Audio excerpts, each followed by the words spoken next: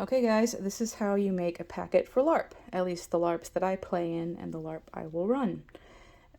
Materials are 100% cotton square, 6 inches by 6 inches. I got these pre-cut from Amazon just because that's easiest. You can also go to Goodwill or another thrift store, get a 100% cotton sheet, cut it into squares yourself. That's cheaper. You can get fabric from a variety of fabric stores. You can get it on clearance. You can get pretty patterns that match your magic. You can, if you care about finding things easily, you can make sure the fabric is like bright orange, so it will show up against whatever environment you're playing in, so you can pick up your packets later. And we do expect all of our players, if you throw a packet, you pick up that packet or a different packet, no packets lying around. But the reason we use 100% cotton and bird seed, for one reason, this is just white millet. It's very cheap. You can get it at a feed store for when I bought it, it was $10 for 20 pounds. It's probably more expensive now. I've had this for years and keep making more packets with it. But we don't want anything hard in there. No sunflower seeds, none of those little tiny crunchy things that are in cheap bird seed. No corn.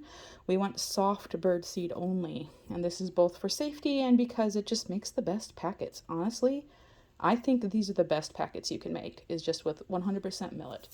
All right, so how you make it, you hold the square in one hand like so. You do one level tablespoon or slightly mounded in the middle of that fabric. You gather up the edges.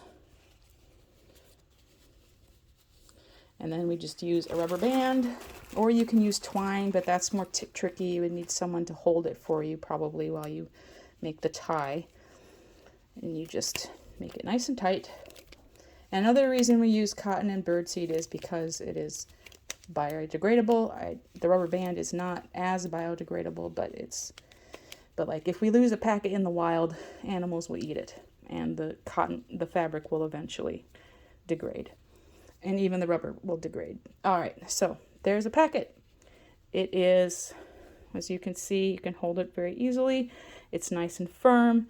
It has a good weight for throwing. Maybe I'll make a demonstration video of me throwing packets.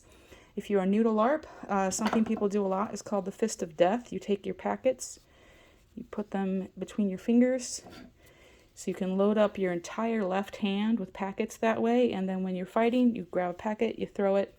It's nice, it's fun, it's easy.